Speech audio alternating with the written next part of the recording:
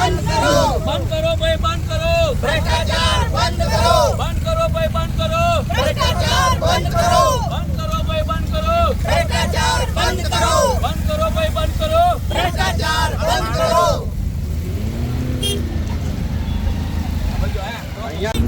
જે તે વિસ્તારના ધારાસભ્ય અને તંત્ર જવાબદાર રહેશે, કારણ કે તંત્રની ઊંઘ ઉડતી નથી. કલેક્ટરશ્રીની પણ જવાબદારી રહેશે. પાદરા પાસે જે પુલ તૂટ્યો છે એ રીતે અહીંયા કોઈનો ભોગ લેવાય એની સરકાર કે રાહ જોઈ રહી છે. એટલે અમે કલેક્ટરને શ્રીને કહેવા માંગીએ છીએ કે તમે જલ્દીથી જલ્દી આનું નિરાકરણ લાવો, નહીં તો અમે રસ્તા રોકો આંદોલન અને મોટા પાયા પર બધાને ભેગા કરીને આંદોલન કરીશું. રાતોરાત રોડ અને રસ્તાઓ તૈયાર થઈ જાય છે, ત્યારે જનતાની આજે એવા પ્રશ્ન ઉભા છે. રાતોરાત રસ્તા અને સારી ગુણવત્તાવાળા રસ્તા તાત્કાલિક ધોરણે તૈયાર કરવામાં કેમ નથી આવતા? અમારો પ્રશ્ન છે સરકાર. ઊંઘમાંથી જાગો તંત્ર, જાગો જાગો ઊંઘમાંથી જાગો જાગો, જાગો જાગો ઊંઘમાંથી તંત્ર જાગો, જાગો જાગો ઊંઘમાંથી તંત્ર જાગો. હાય રે ભાજપ,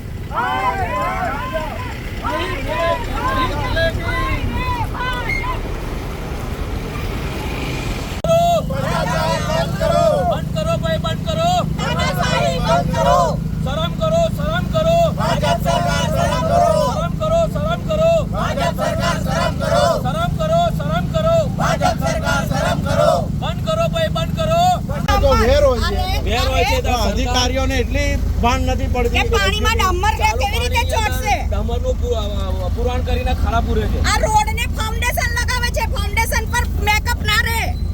સરકાર હજુ બી મોટી દુર્ઘટનાની રાહ જોઈ રહી છે.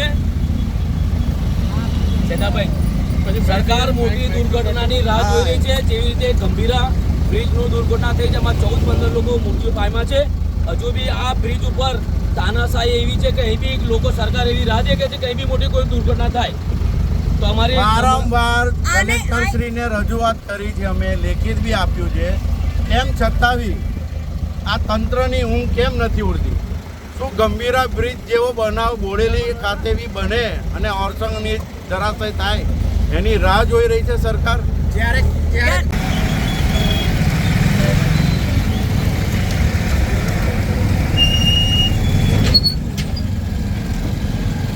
ભાજપના અધિકારીઓને પાપડ મોકલો, પાપડ ખવડાવો, પાપડ. ભાજપ તેરે રાજ में खाड़े ही खाड़े रोड पर આ વિકાસ ગાંડો થયો છે. આ વિકાસ ગાંડો થયો છે. વિકાસ નહીં, તંત્ર બી ગાંડું થયું છે. ભ્રષ્ટાચાર ગાંડો થયો છે, ભ્રષ્ટાચાર. ભાજપના જે અધિકારીઓ છે, ભાજપશાહી અધિકારીઓ હજુ આ પુરાણ કરીએ 10 મિનિટ નહીં થઈ, આ પુરાણ કરીએ 10 મિનિટ નહીં થઈ, 10 મિનિટમાં આપ હાલત જોઈ રહ્યા પાપડ છો. બની ગયો. તો મેં તંત્રને કહેવા માંગુ છું કે આ લાલી લિપસ્ટિક બંધ કરો, આ દેખાવો બંધ કરો, કાનો ખોલો અને જાગો. મારે એવું કહેવું છે સરકારશ્રીને, તંત્રને અને કલેક્ટરશ્રીને કે જો મુખ્યમંત્રી આવવાના હોય તો રાતોરાત રોડ બની જાય છે. તો આ તો જાહેર જનતા અને વિદ્યાર્થીઓ હોય, નોકરીએ જતા લોકો માટે છે, ખેડૂતોના રોજ દિવસની જીવન જિંદગી જીવનારા વ્યક્તિઓ બોડેલી ગામડામાંથી અવર જવર, તો લાખો લોકોની જો રોજિંદા અવર જવર હોય તો આ બ્રિજને એ લોકો કેમ આટલી હલકાઈમાં લે છે? જો ગઈકાલે જ આપ જાણ્યું હશે એમ કે ગંભીરા બ્રિજનો જે બનાવ બન્યો છે, તો એ દુર્ઘટના અહીં બોડેલી ખાતે ઓરસંગ બ્રિજમાં બને એની શું સરકાર અને તંત્ર રાહ જોઈ રહી છે?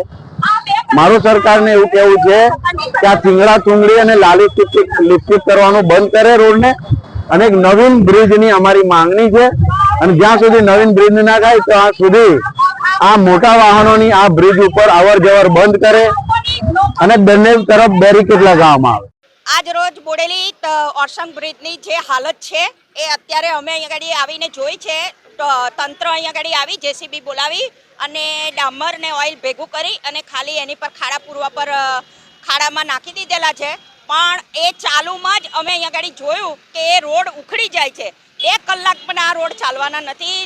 સરકાર તાત્કાલિક અહીંયા ગાડી ધોરણે પાદરાનો બીચ થયો એટલે દરેક જગ્યાએ પુલનું સમારકામ કરવા નીકળી પડી છે. લાલી લિપસ્ટિક લગાવી અને રોડને તૈયાર કરે છે, પણ લાલી લિપસ્ટિક વાળો રોડ એ ચાલવાનો નથી. કલાકમાં જ આ બધું ભૂસાઈ જવાનું છે. એટલે અમે તંત્રને કહેવા માંગે છે કે આ પુલ 70 વર્ષ જૂનો છે અને એનો એક ભાગ 31 વર્ષ પહેલાં પડી ગયેલો હતો અને એનું નવીનીકરણ કરેલું હતું.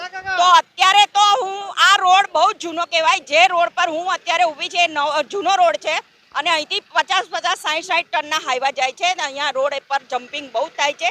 એટલે આની જવાબદારી જેવું પાદરામાં રોડ તૂટ્યો એવું આ રોડ તૂટી જશે તો આની જવાબદારી કોણ લેશે? સરકારને અમે એ જ કહેવા માંગીએ છીએ કે તમે ત્યાં 15-15 જણનો ભોગ લેવાયો તેવી રીતે અહીંયા વર્ષંગ પર કોઈનો ભોગ લેવાય તેની રાહ જુઓ છો? અમે કલેક્ટરને કહેવા માંગીએ છીએ કે તમે તાત્કાલિક આ રોડ પર જો કોઈની પણ જાનહાનિ થશે તો અમે અહીંયાના ચૂંટાયેલા પ્રતિનિધિઓ અને તંત્રને જવાબદાર ગણીશું. બાકી બીજું એવું છે કે આ રોડ પર અત્યારે જમ્પિંગ થાય છે. હું બોલું છું તો પણ આખો રોડ ધ્રુજે છે અને પુલ ધ્રુજે છે. તમે મારી હાલત જોઈ શકો છો. હું ધ્રુજું છું બોલતા બોલતા પણ. એટલે આ રોડ બહુ ખરાબ થઈ ગયો છે. આ પુલનું નવીનકરણ થાય, આ પુલનું નિરીક્ષણ થાય અને બીજો પુલ આની બાજુમાં બીજો પુલ બાંધવાનું શરૂ કરે સરકાર. તો આ પુલમાં કોઈ નાના વાહનો જઈ શકે, મોટા વાહનો જાય ના. તો આ કોઈની જાનહાનિ થાય ના, કોઈના વાઇલ સોયા જેવા પાદરામાં મરી ગયા એવા અહીંયા આગળ કોઈની જાન ન જાય એવી સરકારને અમે વિનંતી કરીએ છીએ. મારે આ સરકારને એક જ ધ્યાન દોરવું છે કે આ વર્ષંગ બ્રિજ જે આવેલો છે બોડેલી આગળ, એની પરિસ્થિતિ બહુ ખરાબ છે કે ગમે ત્યારે ઓવરલોડના કારણે નીચે બેસી શકવાની સંભાવના દેખાઈ રહી છે. તો તંત્રને જ રજૂઆત કે ભારે વ્હીકલને કોઈ ડાયવર્ઝન આપે અને એને ડાયવર્ઝન કરે અને જે જીવન જરૂરિયાતના સાધનો છે એને સરકવાની છૂટ આપે, જેથી કરીને આ ચોમાસા દરમિયાન આ રોડ બ્રિજ ચાલુ રહે, જેથી કરીને પ્રજાને, અહીંની લોકલ પ્રજા છે જેને એ સહન કરવાનો કે નુકસાન વેઠવાનો વાયરો નહીં આવે. એટલે જે કંઈ ભારે વાહનો હોય એનું ડાયવર્ઝન આપે અને તાત્કાલિક ધોરણે એને બંધ કરાવી સરકારને મારી નમ્ર અપીલ છે.